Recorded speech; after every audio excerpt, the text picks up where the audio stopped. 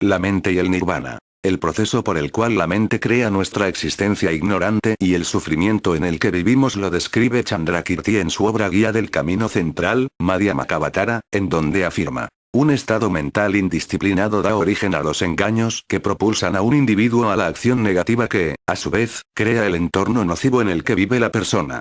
Para tratar de comprender la naturaleza de la libertad del sufrimiento, nirvana, de la que habla el budismo, podemos remitirnos a un pasaje del texto de Nagarjuna, Fundamentos del Camino Central, Mulamadhyamaka-karika, en el que, en cierto sentido, equipara la existencia no iluminada, samsara, a la existencia iluminada, nirvana. Lo que indica, aquí, Nagarjuna es que no debemos creer que nuestra naturaleza o nuestra existencia, iluminada o no, es intrínseca. Desde el punto de vista de la vacuidad, ambos estados se hallan igualmente vacíos por completo de una realidad de una existencia intrínseca. Lo que diferencia un estado no iluminado de uno iluminado es el conocimiento y la experiencia de la vacuidad. El conocimiento y la experiencia de la vacuidad del samsara es el nirvana. La diferencia entre samsara y nirvana es un estado mental. Una vez dadas estas premisas, es lógico preguntar: ¿está sugiriendo el budismo que todo cuanto existe no es más que una proyección de nuestra mente? Esta es una pregunta crítica a la que los maestros budistas han ofrecido distintas respuestas. Por un lado, los grandes maestros han argumentado que, en el análisis final, todo, incluyendo nuestra experiencia de sufrimiento y felicidad, no es más que una proyección de nuestra mente. Pero hay otro grupo que ha argumentado, vehementemente, en contra de esa forma extrema de subjetivismo. Este segundo grupo mantiene que, si bien en cierto sentido se puede comprender que todos los fenómenos, incluyendo las experiencias propias, son creaciones de la propia mente o consciencia, esto no significa que todo sea solo mente. Ellos afirman que uno ha de mantener un grado de objetividad y creen que las cosas existen. Aunque mantienen que la consciencia, la mente, el sujeto, desempeña una función en la creación de nuestra experiencia y del mundo, insisten en que existe, también, un mundo objetivo que es accesible a todos los sujetos y a todas las experiencias. Hay otro punto, con respecto al concepto budista de libertad o nirvana, que creo necesario que se comprenda. Nagabudhi, un discípulo de Nagarjuna, afirma que, la iluminación o la libertad espiritual no es un regalo que alguien pueda hacerte ni es la semilla de la iluminación algo que sea poseído por otro. La implicación, aquí, es que la semilla o el potencial para la iluminación existe naturalmente en todos los seres. A continuación, Nagabudhi pregunta: ¿qué es nirvana? ¿Qué es la iluminación? ¿Qué es libertad espiritual? Y su respuesta es la siguiente: la verdadera iluminación no es más que la comprensión absoluta de la naturaleza de la propia entidad. Cuando Nagabudhi habla de la naturaleza de la propia entidad, se está refiriendo a lo que los budistas llaman la clara luz última o la naturaleza interna y radiante de la mente. Nagabudhi afirma que el auténtico estado de budeidad se alcanza cuando la naturaleza interna se ha actualizado o comprendido en toda su profundidad. Así pues, cuando hablamos de la iluminación, el estado de la budeidad o del nirvana, que son los frutos de los esfuerzos espirituales personales, estamos hablando de una cualidad de la mente, de un estado mental. Del mismo modo, cuando nos referimos a los engaños y a los factores que oscurecen y obstruyen nuestro logro del estado iluminado, estamos hablando también de estados mentales, de los estados mentales engañosos. En particular, nos estamos refiriendo a los estados engañosos que se hallan enraizados en un modo distorsionado de percibir el propio yo y el mundo. La única forma de eliminar esa comprensión errónea, esa manera distorsionada de percibir el yo y el mundo, es cultivar la visión correcta de la verdadera naturaleza de la mente, de la verdadera naturaleza del yo y del mundo. Aquí, una vez más, tanto la percepción purificada como los objetos de purificación han de ser comprendidos en términos de estados mentales. En resumen, la enseñanza del Buda equipara, por un lado, un estado mental indisciplinado con el sufrimiento y con la existencia no iluminada y, por el otro, un estado mental disciplinado con la felicidad, con la iluminación o la libertad espiritual. Este es un punto esencial. Generalmente, nuestras experiencias diarias de placer y de dolor están relacionadas con sensaciones físicas y con estados mentales. Es obvio. Cuando el placer o el dolor se manifiesta principalmente en forma de sensaciones físicas, puede ser subyugado o neutralizado por un estado mental. Esto está claro. Por otra parte, es difícil neutralizar un estado mental desdichado mediante el bienestar físico. Si un enfermo que padece grandes dolores mantiene una mente serena, será capaz de neutralizar su sufrimiento. Y también se puede aliviar el sufrimiento físico con una actitud de aceptación o con el deseo de soportarlo.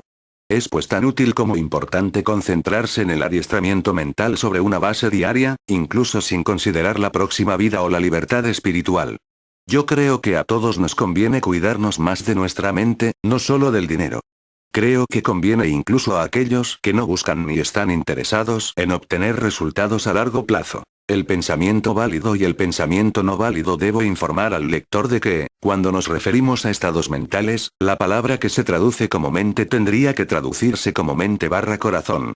Un hecho natural, supongo que se le podría llamar ley psicológica, de nuestra experiencia subjetiva de los pensamientos y las emociones es que dos pensamientos o emociones que se oponen directamente no pueden coexistir al mismo tiempo. Desde nuestra experiencia ordinaria de cada día, sabemos que hay pensamientos que pueden ser clasificados como válidos y, otros, como no válidos.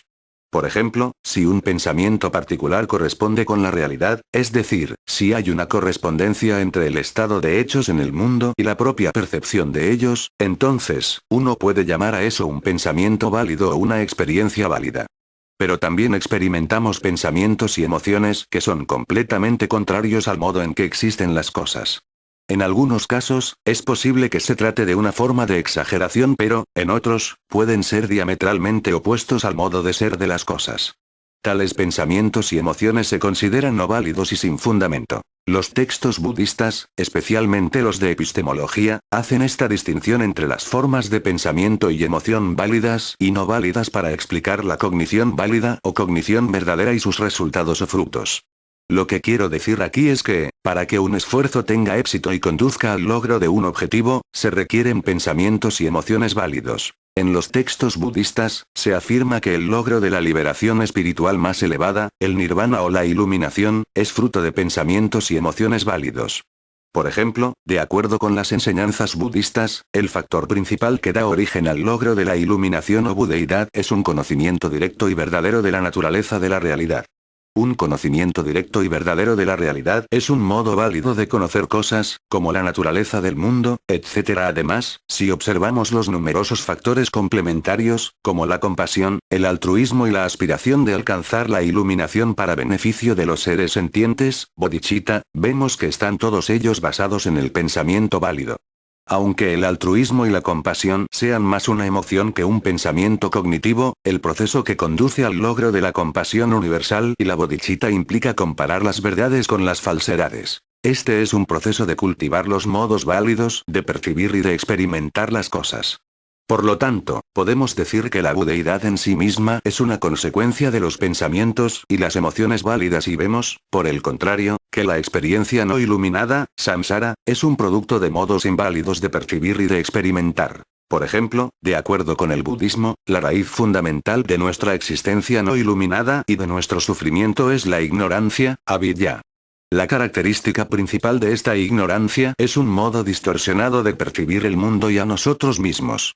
De nuevo, los pensamientos y las emociones no válidos, los modos no válidos de percibir y de experimentar las cosas y a uno mismo son, en última instancia, la fuente de nuestro sufrimiento y de nuestro estado no iluminado. La cuestión principal, en el análisis final, es la correlación entre los pensamientos y las emociones válidos y la felicidad y la libertad espiritual, y entre las formas de pensamiento y emociones no válidos y el sufrimiento y el estado no iluminado. En la práctica budista del adiestramiento o la disciplina mental, el énfasis recae en implicarse en un método o proceso mediante el cual las formas válidas de pensamiento y emoción puedan ser desarrolladas, incrementadas y perfeccionadas y en donde las formas no válidas puedan ser contrarrestadas, minadas y finalmente desechadas. Algo que debemos comprender y apreciar, cuando nos aproximamos a una técnica como el adiestramiento mental budista, es la complejidad de la tarea a la que nos enfrentamos. Las escrituras budistas mencionan 80.000 tipos de pensamientos negativos y destructivos, que corresponden a los 84.000 tipos distintos de enfoques o antídotos. Es importante no tener la expectativa poco realista de que, de algún modo, en algún lugar, encontraremos esa llave mágica que nos permitirá eliminar de golpe todas nuestras mentes negativas. Necesitamos contar, pues, con gran determinación y paciencia. No hay que pensar que en cuanto uno se ponga a practicar el Dharma, va a iluminarse en un breve periodo de tiempo, quizá en una semana. Esto es imposible y nada realista. Me gustaría hacer referencia a un hermoso comentario efectuado por Nagarjuna que habla de la necesidad de tener paciencia y una apreciación de la medida de tiempo que se necesita para implicarse realmente en un proceso de adiestramiento o de disciplina mental.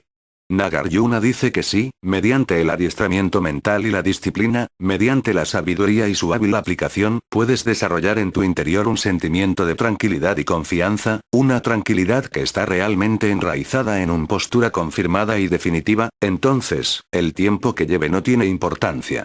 En contraste con el punto de vista de Nagarjuna, desde nuestra experiencia personal, el tiempo sí que importa. Si estamos experimentando un acontecimiento insoportable y doloroso, aunque sea de poca duración, deseamos salir de él lo más rápidamente posible. Cultivar la sabiduría y los medios hábiles. Los múltiples enfoques para el adiestramiento de la mente y la disciplina mental tienen dos aspectos principales. Uno es el desarrollo y el cultivo del conocimiento intuitivo o la sabiduría, es decir, desarrollar, cultivar e incrementar modos válidos de conocer y de pensar. El otro es el aspecto del método o los medios hábiles. Los 8 versos para adiestrar la mente resumen las enseñanzas clave sobre la sabiduría, o conocimiento intuitivo, y el método, o medios hábiles. La obra se centra en el compromiso y en los antídotos que permitirán al practicante contrarrestar dos obstáculos mayores. El primer obstáculo son los pensamientos de autoestima y el sentimiento de egoísmo y de egocentrismo en los que están enraizados. Los antídotos para ellos son, principalmente, el cultivo del altruismo, la compasión y la bodhicitta, que es la aspiración altruista de alcanzar la iluminación para bien de todos los seres que sienten. El segundo obstáculo es el aferramiento a un yo duradero que existe permanentemente.